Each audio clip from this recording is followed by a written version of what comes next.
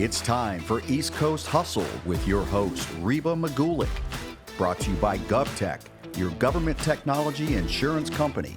Check them out at govtechinsurance.com. And by Accelerate Solutions, providing enterprise security, digital transformation, and strategic consulting. Hi, I'm Reba Magulik, and welcome to this episode of East Coast Hustle. Bob Dylan famously wrote, "The times they are a-changin'." Well, today, if you ever feared or faced a major change in your life, a change that affected your family's business, money, where you live and what you do, get ready to meet Yvette Pagano. Yvette never dreamed that she'd leave her family's engineering and manufacturing business in Rochester, New York. Yet she made the most amazing career pivot into a controversial yet exponentially growing space, the cannabis industry. She decided to make a hard pivot towards a space that intrigued her, yet she had zero connections inside it. In 3 short years since making that pivot, she aggressively pushed her way into and upward in the industry, now as Chief Commercial Officer of GenTech Scientific. I've known Yvette for over 20 years when we both started our first jobs at Ford Motor Company together. And let me tell you, I don't think I've ever met anyone with more hustle. She faced a lot of rejection, sleepless nights, financial concerns, but never once gave up on the pursuit of her dreams. We have a lot to learn from her. She is never one who takes no for an answer, and today is an extremely well-known and connected figure inside the cannabis industry. She resides in Rochester, New York, with her husband and 2 daughters. Yvette, we are thrilled to have you on the set today. Thank you, Reba. It's a pleasure to be here. Oh my gosh, how are you? Good. I'm great and happy to be in DC and happy to see you in person after the pandemic and all that good stuff. We were just talking about it. We actually haven't seen each other live for like over a decade. Yes, but we had so many video calls during the pandemic. I felt like I was inside your house and chatting with you and your kids and vice versa. So Same yes. here. Okay, so Yvette, I really believe our audience wants to hear the whole story. I want to hear about what it took for you to make this pivot that you made in your career. I mean, who does this? So I had a, major life event, which is I sold the shares in my family business and exited. Mm-hmm. So that was sort of a catalyst, obviously, to do some kind of pivot. So that happened, and then I did some reflection and, tried to sort of find myself, find my why. And really, got introduced to and involved in the cannabis industry.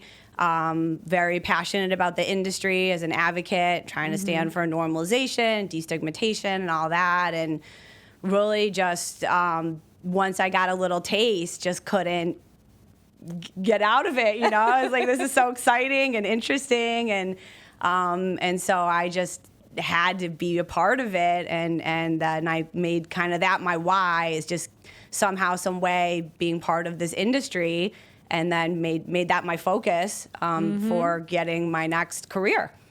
Gosh, so you put that in your crosshairs and that was it? Pretty much. Because I know you. Once something's in your crosshairs, God help anybody who tries to get in your way. Yeah. I mean, I sold the business and I knew I wanted to work again. I was both for financial reasons and also, young and just wanted to work and be in business. And so it was, what do I want to do? And came from manufacturing and, I love sales. So first I'm like, maybe some kind of industrial sales type thing. And and then, lifelong cannabis smoker and advocate. And, when I started at car engineering in 2006, like working in cannabis wasn't a thing, right? Right. I didn't even know you could do that. They're so opposite. That's what makes this story so fascinating. Yeah. So then once I was, I paroled from car engineering, if you will, and had this kind of clean slate, I'm like, well, geez, you sort of can look at this a few ways, but why don't you look at it like you just won the life lottery now you've got a chance to, do something amazing, have a cool, second act, if you will. And then, the cannabis industry kind of popped up on my radar. I was just sort of trying to look for general jobs, and its light bulb went off. I'm like, oh my gosh, that's right. You can, Rochester's very close to Canada, so just that whole thing. And I'm like, I gotta explore this. I want to be involved in this. But Yvette, I think you kind of take for granted, like we always talk about, like the person that has the hustle is cut from a certain cloth, we have a certain DNA. I think you take for granted that, hey, this is a normal thing. Everybody does this. But I know the struggle you went through. Like, I was there with you. Mm-hmm. You didn't have all the connections. It wasn't like being in the manufacturing industry or even the automotive industry. You were ground zero. You're starting from scratch. That would be very frightening and daunting to the average person. Like, why did you do this? Like, what was it? Where did you get your drive?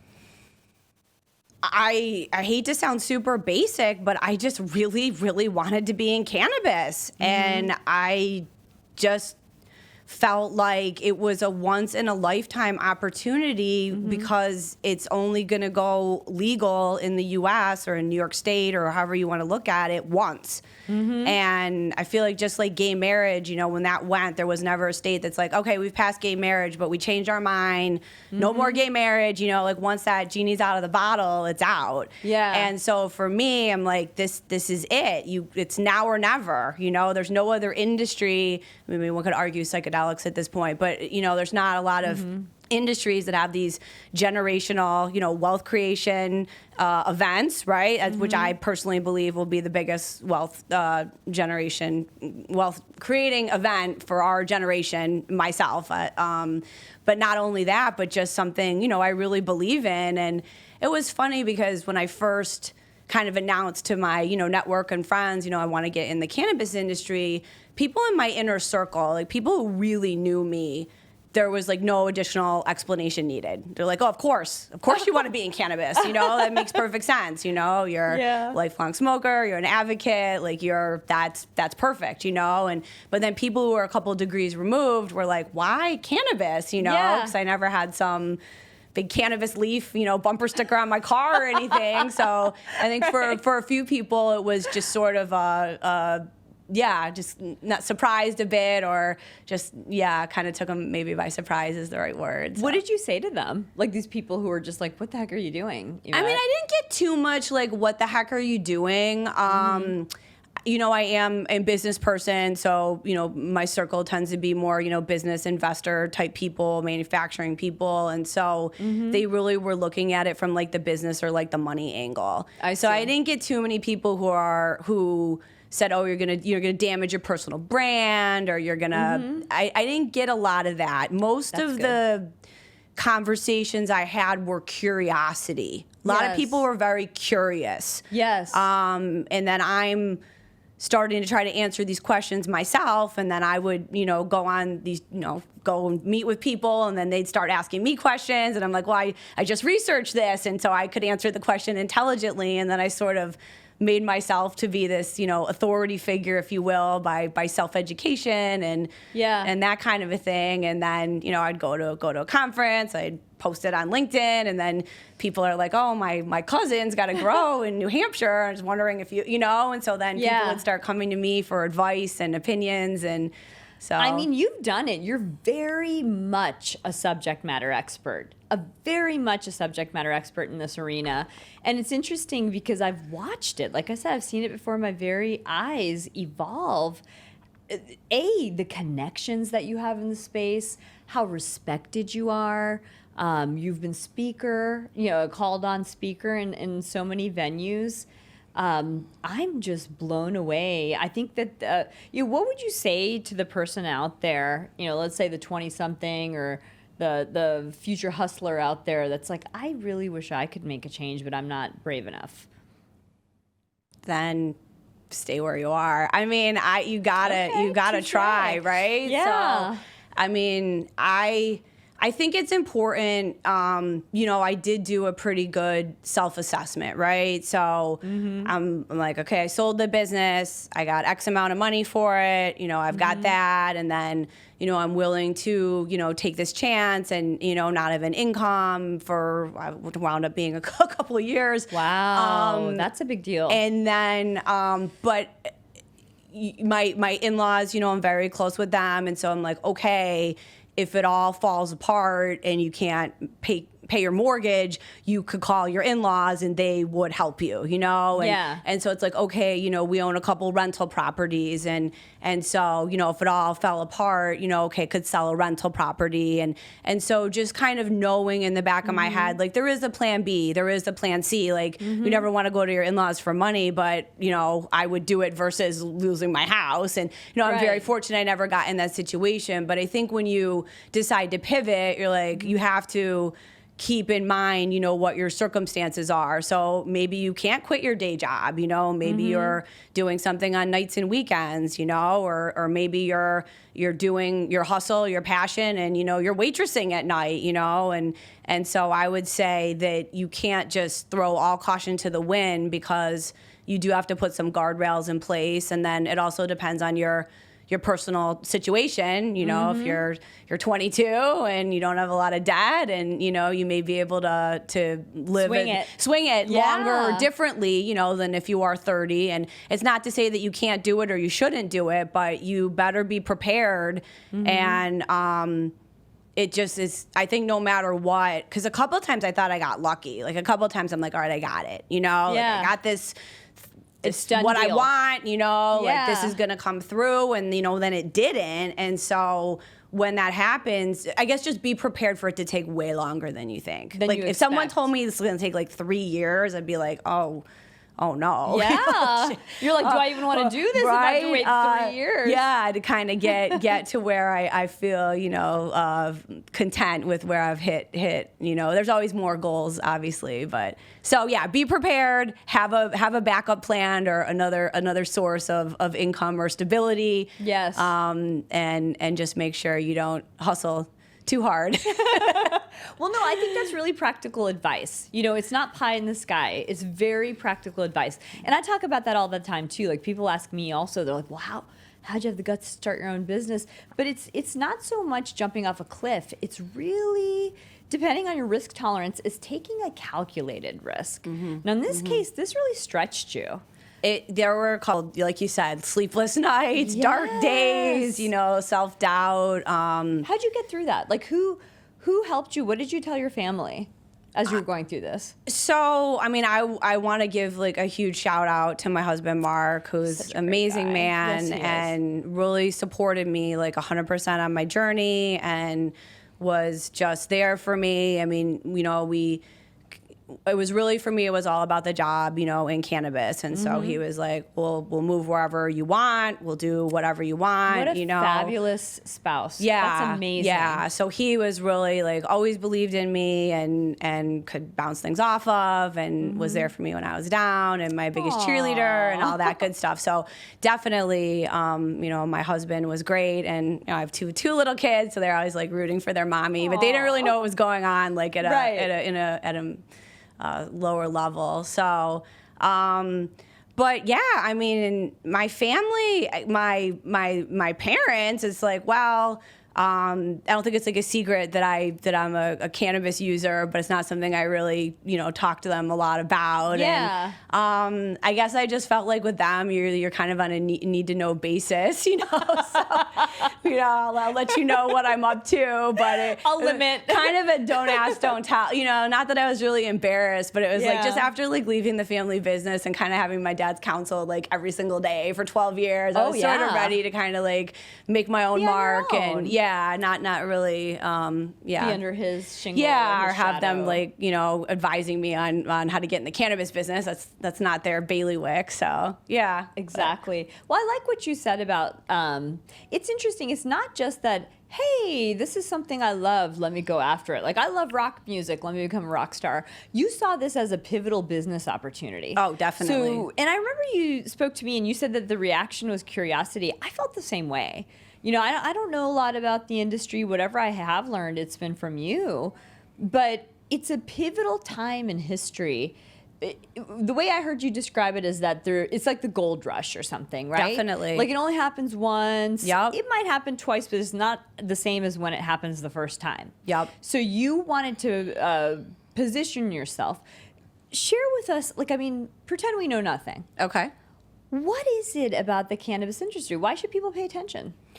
Well, it's growing like crazy. Why? So, because it's been federally illegal for over 50, maybe 80 years, I forget. It's been federally illegal for a long time. So, you're not allowed to grow cannabis, use cannabis. It's a Schedule I drug.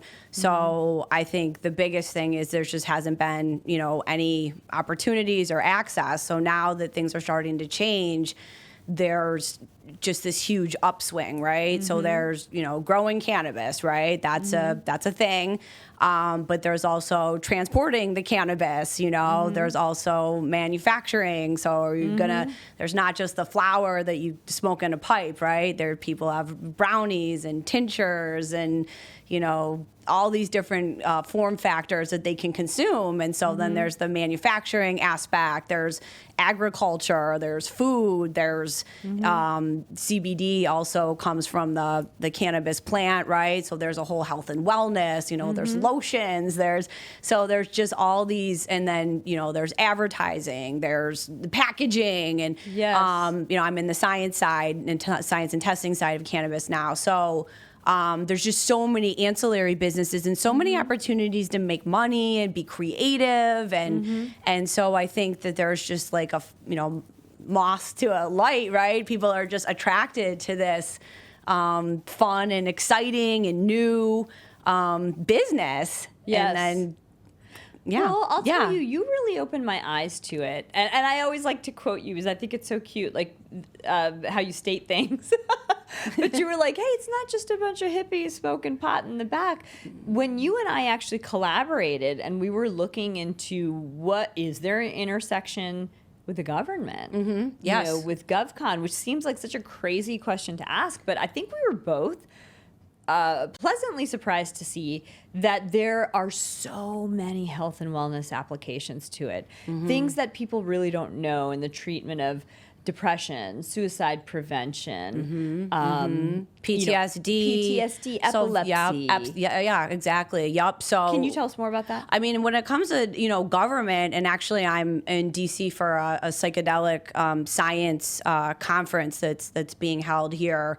And they talk about this as well. But in terms of military, veterans are a huge population that everybody's trying to serve, right? Democrats, Republicans, Yes. like everybody wants to be like a friend to the veteran, And so they're finding that cannabis and psychedelics, again, it's one thing if you're like, I want to smoke pot, get high, listen to music, great. But if you've been to war, and you're severely depressed. I mean, not I'm in a grouchy mood, but just it's called a Clinical depression. clinical or resistant treatment, resistant. I can't remember the Treatment exact term. resistant. Treatment resistant depression. I don't think that's exactly right, but and they're doing these medical studies, and they're finding that people can have a psychedelic experience, or they can start consuming cannabis, and it will lessen their desire to use opioids. So that's a big thing with veterans who come back and they're so depressed and sad and anxious that they become addicted to opioids, and cannabis can really help with that. And low for pain, just physical pain and inflammation, and so now, and it's low cost, especially compared to a lot of the pharma drugs. And so Yes. the military is starting to see this, and veterans are these great candidates because the things that they've tried, traditional therapy, traditional drugs, just haven't worked. And so there's a lot of government funding to study ways you can prevent those kind of things in veterans, and Yeah. what are the different benefits. to the cannabis plant. And, you know, again, you get industrial hemp. I mean, that's like a whole other thing. It has nothing to do with, you know, consuming cannabis for anything like that. But you can literally, you know, make textiles and all kinds of, you know, great things there. So that's a whole nother industry that I think people think cannabis, they think, oh yeah, hippie smoking. Yes. But, you know, again, industrial hemp is a $1 billion industry that has nothing to do with altering your consciousness. So it's just super fascinating to me. It really is. And I mean, you can hear the passion in your voice as you talk about this. It just lights you up.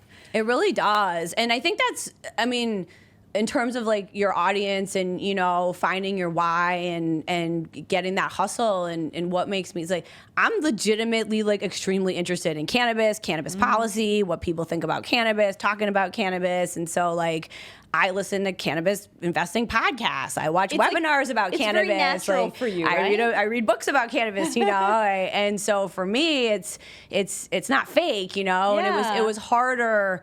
Because I'm interested in business, I like making money, and I had a lot of enthusiasm for manufacturing, and I always got, you know, compliments on, you know, my passion for the family business and stuff. But that's like nothing compared to cannabis, you know, because I wasn't really passionate about, you know, CNC machining, even though I appreciated the lifestyle it afforded me. So. Isn't that interesting? Like it's kind of like goes back to that old adage that if you do what you love for a living, you'll never work a single day. I feel that, you know, I feel that those first couple years, you know, I'm like traveling around and talking about cannabis and, you know, I'm like, oh, this is so amazing. I just need somebody to pay me. Yes. You know, if I could just find someone to pay me to travel around the world and talk about cannabis, I would be like thrilled. You did a lot of work for free. I did a lot of work for free or for potential payoff opportunities. So I'll work on, at the time, you know, like for a commission or for a payoff at the end, right? So, but sometimes when you do free work and then the client doesn't close, you don't get anything. Right, that's the risk you take. That's the risk you take, and that was a situation I was in where I had quite a few things lined up, and then COVID. And so all the kind of paydays I was anticipating just never came to fruition. And that was really difficult to already be like unemployed and kind of trying to figure it out for a year plus. And then I felt like I finally had some momentum, and then COVID, and that really, put a kibosh on things. It was hard. Did you ever almost give up? Yes. Okay. I mean, I definitely, kind of like what I said about like having guardrails. I mean, I had a couple, you know, big interviews and a couple big opportunities, and, you know, I didn't get them. And I felt like I needed to do something, right? And so I'm like, okay, maybe you weren't meant for cannabis.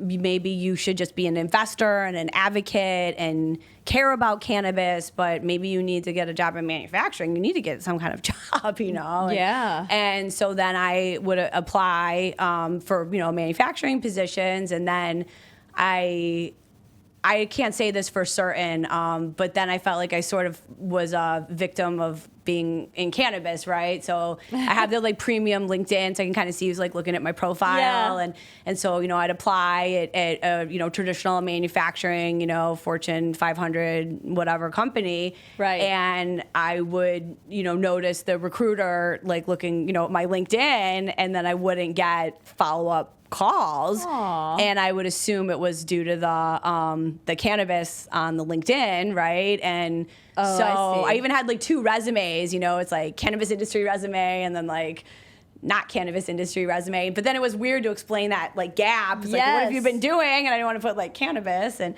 so it really was a real sacrifice. It almost seems like you were potentially hurting a brand to the Shure thing, like the Shure paycheck for you, at the expense of your dream paycheck. Yeah, and it took me a while. I mean, even like the first year of just even putting anything cannabis out there. You were scared. I was scared, yeah.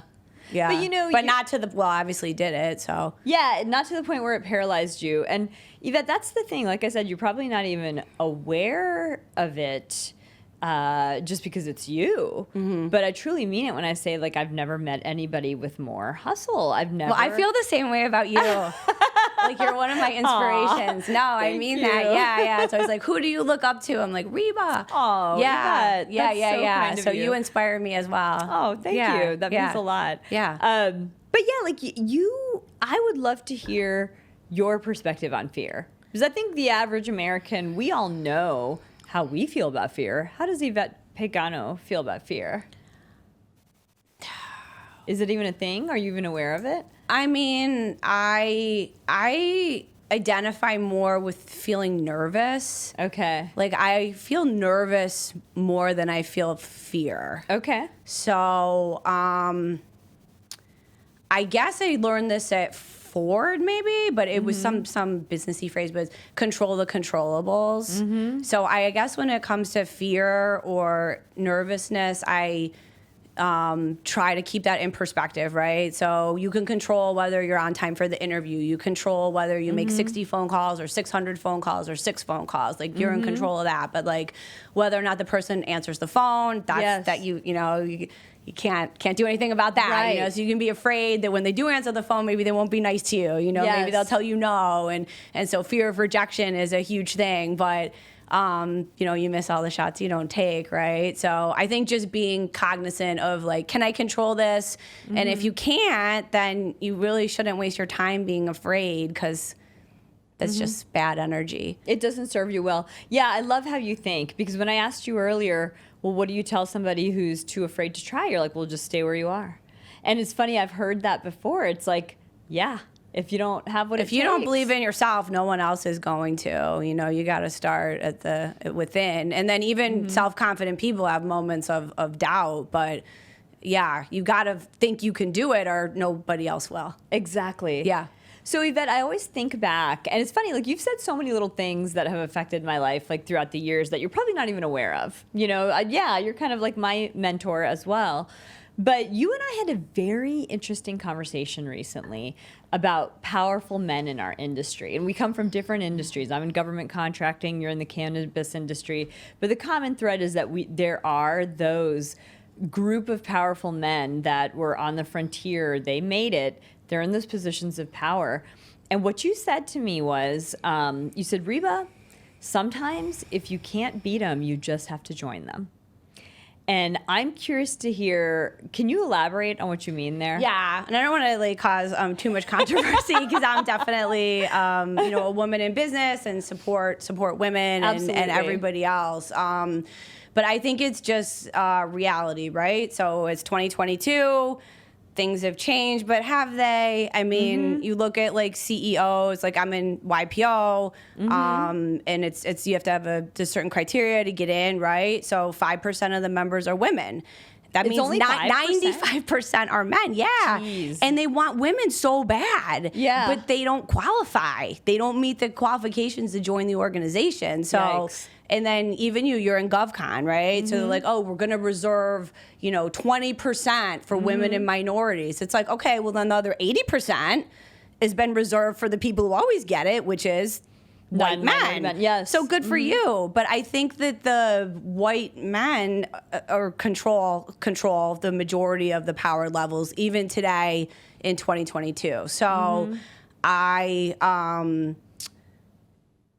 feel like sometimes you can push people too hard, and this over wokeness, if you will, right? Yeah. And then I think powerful people start to resent that. Yes. And it's like, oh, we want more women on the board. We want more women on the board. Well, you know what? Like, in our board meetings, we like to drink whiskey and smoke cigars, so no women, and screw you, And, Yeah. and I think if you push too hard on, your agenda, it's like, well, in order to get power, somebody's got to relinquish it, right? So how profound. If there's a a board of 10 white men, you want to be on the board, it's either like, well, is one of them going to give up their seat, or are they going to make an 11th seat for you? But if you're not willing to kind of meet them where they are, and I say you got to be true to yourself, but it's like, I don't really like golf, but I am, my third generation Oak Hill Country Club, right? Because I know that that's a place where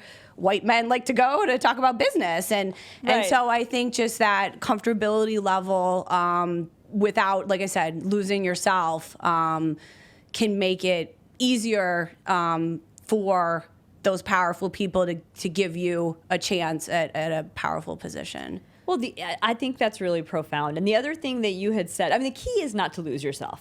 Yeah. 100% agree with that. Don't lose who you are. Don't try to change who you are. Right. And quite frankly, in my experience, what I found is those powerful white men are not necessarily expecting you to change who you are. But if you can, like you said, like meet them halfway. Like I've had tremendous support in my career, personal mentoring, and otherwise. But I don't know if that's a white man, Indian woman, black woman, or any type of thing. I think it's just a human thing. Yeah. Right? Yeah. I agree. And I just think, pushing too much too fast, it makes people get uncomfortable, and then they just become completely closed off to anything. Well, the other thing that you had said to me that really struck me as tremendous wisdom is that you're like, why wouldn't I want to learn? Like it or not, I may not like it, but these are the people who are currently successful in these echelons, and they are privy to a special level of operation. Why wouldn't I want to learn from that? Like, I mean, not every single one of them was born with the silver spoon in their mouth. They must know something, and that learning could be powerful to me in my career. Definitely. Is what you had said. Those are the guys who are doing the deals. You got to talk to, where's the sausage made? Let me in the room.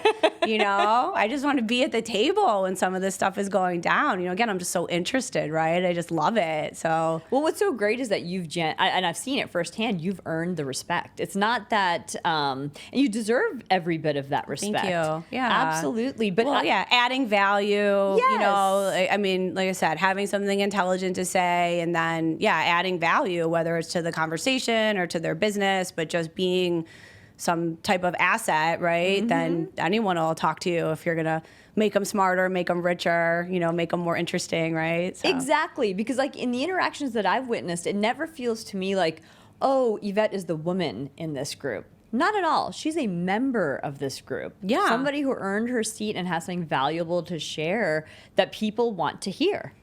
So, bravo to you. Wow, thank you. Thank you. We'll be back with more East Coast Hustle with your host, Reba Magulick, after this brief timeout.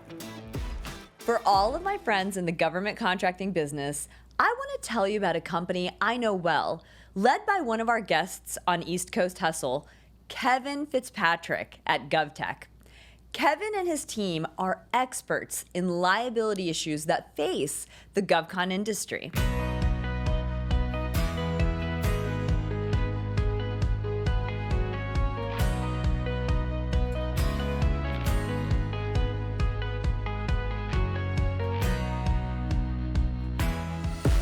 Now, back to East Coast Hustle with your host, Reba Magulick, and today's special guest, Yvette Pagano.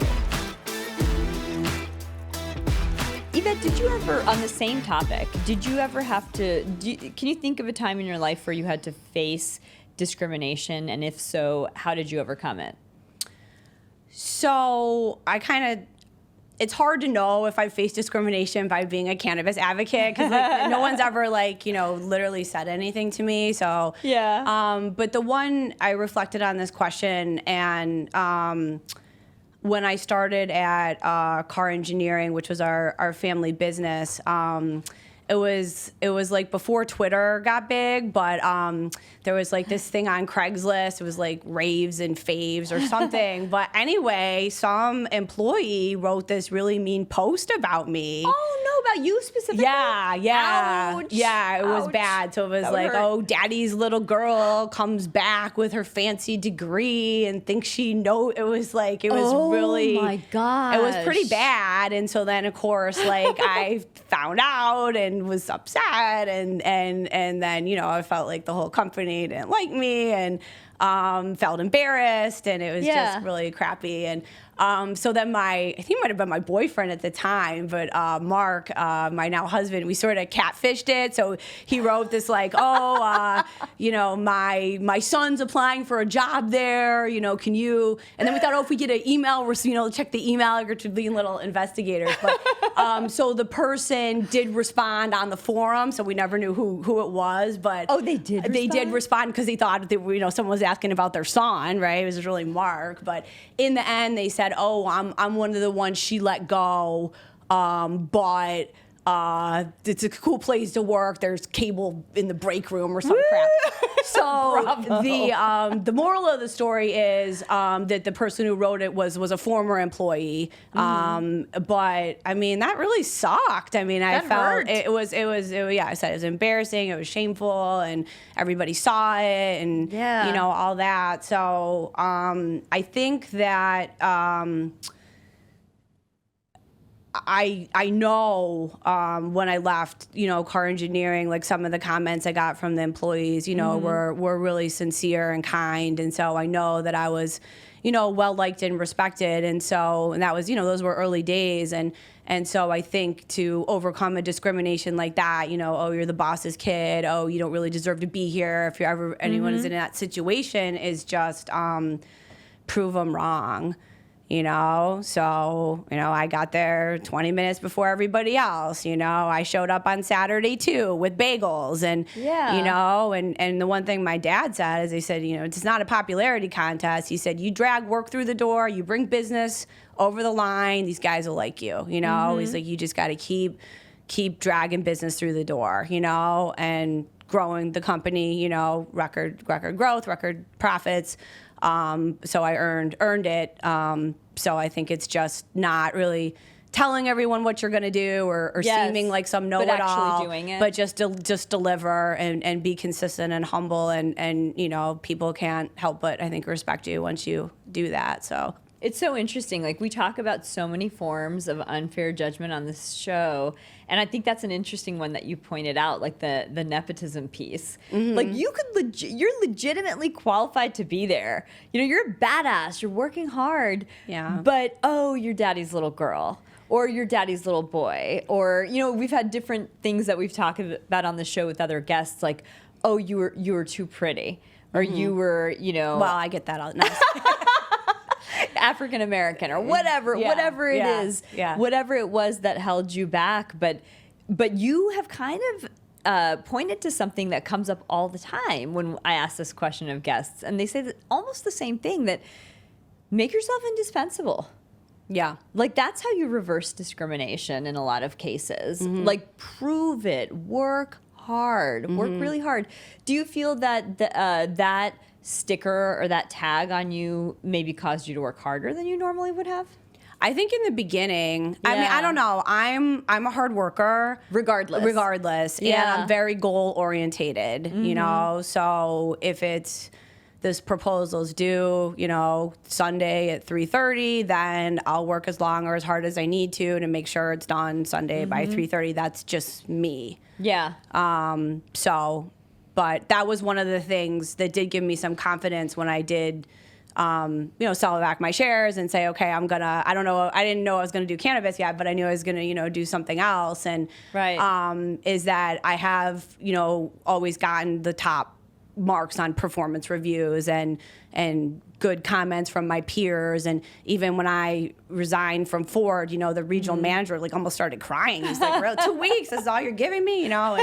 And so just knowing I had those references and that history of good successes did give me the confidence that, you know, I can go out, I can work for someone and make the money and be successful. I just need the right platform. Exactly. And you also strike me as a person that doesn't necessarily want special treatment.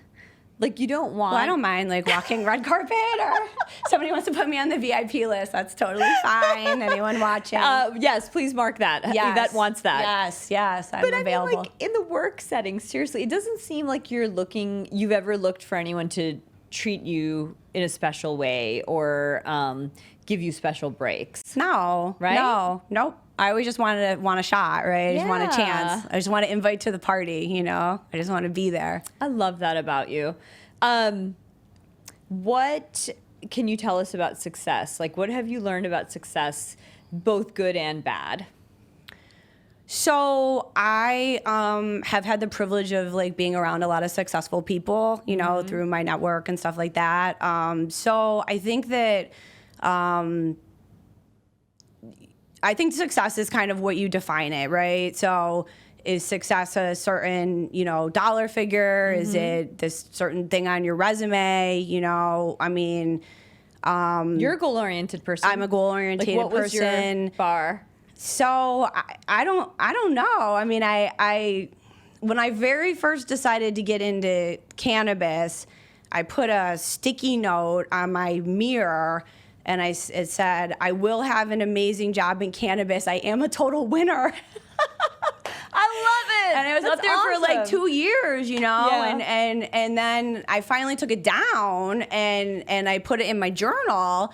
And it was when things were like kind of starting to happen, and it's like, no, this is the wrong context. It's not, I will have an amazing job. Like you have an amazing job, you know. It's not going to happen. So take it down and now, you know, move on, right? So I definitely had that sticky note up for a while and was like, come on, universe, throw me a bone. That's amazing. Yeah. Tell us about that. Like, so we're talking about spirituality. Like, do you have spiritual beliefs about us on this planet and our mission and what we're doing? And So a little, I do. I guess I consider myself agnostic. So Okay. I was raised Presbyterian, but didn't really go for that once I got to college. So I do try to do, you know, daily meditation and, you know, set goals and be a spiritual person. But in terms of like an organized religion, I'm not really down with that program. Yeah. I did, it's kind of funny, but when I was in Los Angeles, when I lived in LA, early 2000s, I was like looking for some kind of religious thing, and I was like seeking, and I didn't know what I wanted, and there's a girl I worked with, and she's actually Buddhist, and there's a sect, it's called the SGI, it's Soka Gakkai International. It's more of a newer Buddhism, if you will, from Japan.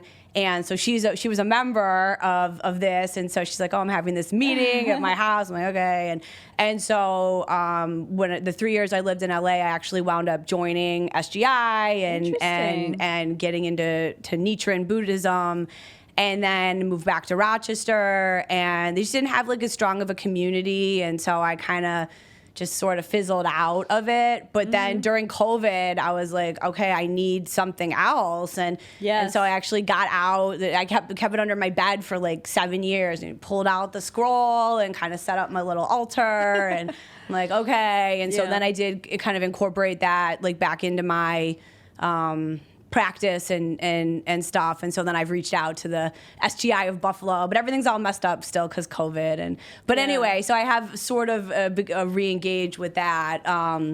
But that was helpful for me when I was in LA, and it was good. So I don't know. That's my religious. Well, we all need that, thing. right? Yeah. We need that thing. I mean, you had your husband who was so super supportive during the dark times. You need your friends, you need your community, but every now and then you need a lot more. Yeah. We'll be back with more East Coast Hustle with your host, Reba Magulick, after this brief timeout. On this show, I never promote executive leaders and companies that I don't know well. My friends and colleagues at Accelerate Solutions are truly gifted experts across the company's 3 service areas: enterprise security, digital transformation, and strategic consulting. Accelerate optimizes efficiency and effectiveness and enhances the security of America's physical and cyber infrastructure, as well as personnel. Agencies as large, complex, and important as the FBI depend on Accelerate. To learn more, visit acceleratesolutions.com. That's XCELERATE solutions.com. Now, back to East Coast Hustle with your host, Reba McGulick, and today's special guest, Yvette Pagano. Can you tell us about GenTech Scientific and their mission? Absolutely. So GenTech Scientific is located in Arcade, New York. So it's about 40 miles south of Buffalo. Okay. We are owned by private equity. So it's Lakelet Capital, also out of Buffalo. Okay. And we recently acquired our largest competitor, which is Conquer Scientific in San Diego. So, wow, way to go. Yeah, it was awesome. So what is the mission of GenTech and Conquer? Is they are actually in the refurbished analytical lab equipment space. Okay. So they service and sell refurbished lab equipment to all industries. So they're in even outside of cannabis? Yes. So cannabis is about 25% of the portfolio of business that GenTech and Conquer do. So they do toxicology, environmental, academia, pharma, ag. So sort of like a used car dealership. But for science equipment. Interesting. Yes. That's and so it's a very fast growing part of cannabis, which is testing and regulation. I see. So if you're in Virginia and you want to sell cannabis, you need to get a license. And then one of the rules is you have to get your cannabis tested by an accredited third-party lab. So these labs, just like I said, just like a toxicology lab, they get licensed by the state. And these labs have to perform 6 major tests. So they have to test the cannabis for mycotoxins. They have to test the cannabis for how potent it is, make sure there's no pesticides, there's no heavy metals, residual solvents. They have to do the terpene profile. Okay. So in order to pass the test, to be a lab that says, okay, this potency is X, you need super expensive science equipment. So you won't be able to achieve your result without the science equipment. It's a must-have. You have to have it. You Got know, it. just like you can't really hammer in a nail without a hammer. It's just, you can't push it in. You need a hammer, right? It's the same thing. Okay. And so you can buy these instruments brand new. From prestigious companies. Agilent is probably the leader. There's Sayak, Shimatsu, PerkinElmer, Waters. There's all these different brands. So you can go to them. You can buy it brand new. Okay. And to do a complete cannabis lab, for example, with all new Agilent equipment, it would run you about $1.2 million. Oh, wow. But then you'd be an accredited lab, and so then You can all check these, that box. You could, so yeah, and so you'd have that, and then again, you could say, okay, Mr. Grower, bring in your cannabis. I'm going to test it for potency. I'm charging $300 a sample, and then you're a working, productive lab, and you're making money, and you're on your way. And if you were to do that same exact lab with a GenTech or a Conquer package, which you could still get Agilent equipment, but, you know, instead of a brand new, you know, it'd be maybe a 2017 used by a university for a few years, but we'll refurbish it. So we'll bring it all the way up to the OEM or original equipment manufacturer level. So if you do like a car analogy, if it's guaranteed to go 0 to 60 in 3 seconds, we'll also guarantee that your refurbished equipment will go 0 to 60 in 3 seconds. We give the tune report and all that stuff so you know what you're getting. So for a cannabis lab, we're doing, you know, full cannabis labs for clients, $400,000. Oh my gosh, that's like a fraction. Yeah. So again, $400,000 is still real money, right? Yeah, That's a nice big check somebody's got to write. You know, but it's a heck of a lot cheaper than, you know, 1.2 million. Yeah, exactly. So you can either lower your CapEx, right? So you're trying to raise money, or, you know, so instead of raising 1.2 million, you can just raise 400,000. Or alternatively, you can do double the production, right? So you can buy 2 used instruments or refurbished instruments. You can get twice as much through. Or sometimes people buy refurbished as like a backup machine. So yeah, not just cannabis. I mean, we have Fortune 100 companies. Again, we're very in the academic space. Of course, that makes sense. Yeah, if you're a PhD and you're writing a grant because you want to study, phosphate in water, which you'd also use analytical science equipment for, you can write a grant. You can get a LCMS from GenTech, $150,000, $200,000. Or you can write 4 more grants and get a brand new one for $600,000. Right. But again, if the instrument is sensitive enough to be able to detect the phosphates in the water in this example, why wouldn't you get a refurbished? Exactly. And so universities and academia just really understand that value, and they're really our very best customers. The universities. The universities, yeah. And some of them are studying cannabis and hemp, but a lot of them are ag or again, there's just a million things you can study with analytical science equipment. So this is so fascinating. I mean, it's so different from my industry, DC GovCon, but that's what I love about the conversations that happen in the studio. Like it stretches you. You learn, you gain insights into so many different fascinating industries. Yeah. So Yvette, I want to close by asking you, what's next for the cannabis industry? What should we all be paying attention to? Because you described it as kind of like this gold rush, this pivotal point in time. I know inside conversations that we've had, I didn't even know about this, but you were exposing me to hotel concepts, restaurant concepts, things that some of these venture capitalists that you work with are paying attention to. Are you willing to share some of that with us? Yeah, I mean, there's definitely, those are 2 good examples. So I was just at MJ Unpacked, and it was presented.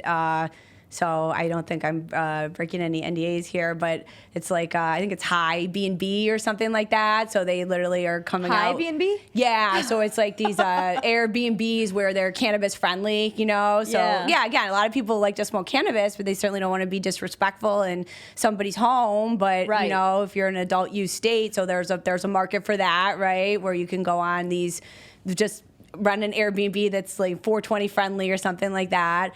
There are restaurants that are, and just infused dinners is becoming a big thing. So whether you hire a private chef and he comes to your house and you do like a dinner party for 10 people and it's cannabis infused, or certain restaurants and stuff, that's all kind of conceptual. But there's lounges opening in Hollywood and California, consumption lounges, and so there's all that kind of stuff that's coming. But I mean, people ask me this, what inning are we in? When I'm like, we're in like the bottom of the first. I mean, this is like barely getting going. I mean, you've got 36 states where it's approved for medical. I think there's 16 for adult use, and it's like there's 50 states in the union. I mean, there are states where there's not even approved for medical. Right. I mean, you talk about New York, and it's coming on. They say legal cannabis at the end of this year. We'll see.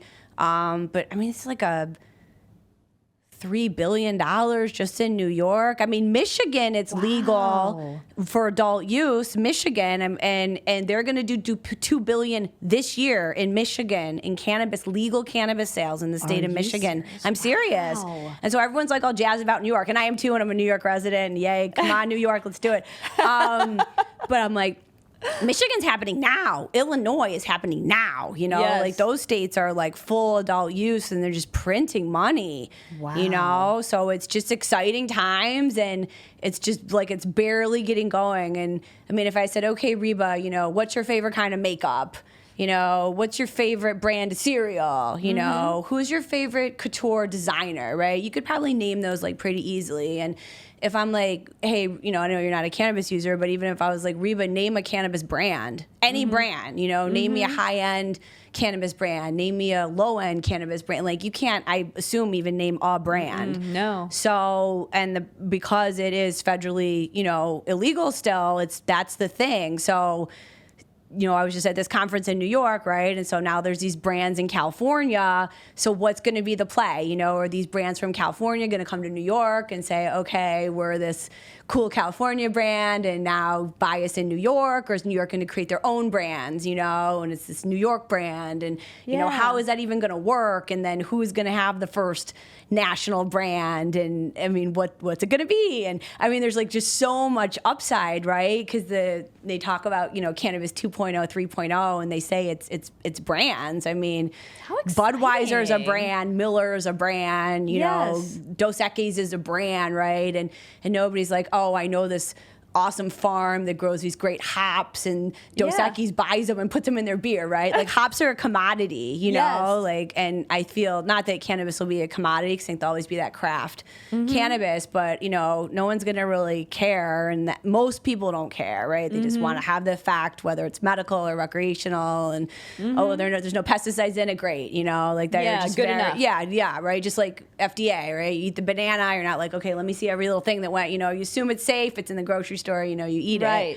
it. So I think that the brands will be the next frontier, right? Whoever coins that national brand, or maybe Kraft Foods or Clinique is just going to buy some brand already, once things become legal, and then bring it all the way up into. So who knows, right? Nobody knows, but that's why it's an exciting field to think about and study, and right, if you're into marketing and branding and creating something new. And I went to a science conference actually for cannabis testing, cannabis scientists, and was chatting with some of them. And most people don't grow up in cannabis, right? They come from a different lab, right? Yeah. So I was like, I was a lot of them come from food or like natural products, and they're like, okay, now I'm going to start, working in cannabis, and they're like, yeah. And one guy's like, food, I mean, it's interesting, but he's like, there's nothing new. There's like no new way to like test milk. Like we know how to do it.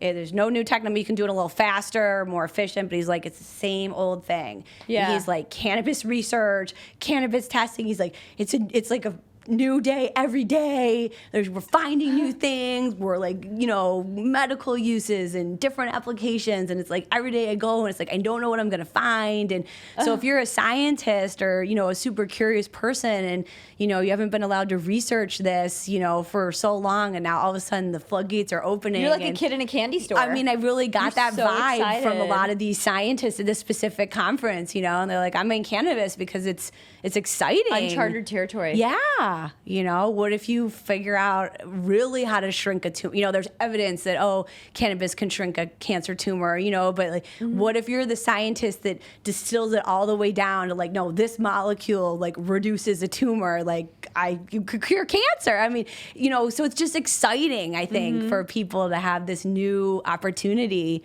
to be in the industry. Gracious, Yvette, you have like lit me on fire. Like, that's so exciting to hear you talk about this. I know everybody that listened in today feels the same way. You've got the hustle, as we said. Thank you. And for all of the hustlers out there listening to this, I think there's so many takeaways, but one is that you can make a career pivot. You absolutely can. Yvette is living evidence of this, particularly if it's a field that you're so passionate about that it just doesn't feel like work, where it lights you up, from the inside out. There is a path to it. Is it easy? No. There were some sleepless nights. There are financial circumstances, so many circumstances that surrounded it, but is it worth it to you? That, I think, embodies the hustle. And I really appreciate you coming in here and sharing this with us. Oh, it was my pleasure. Thank you so much for having me. Absolutely.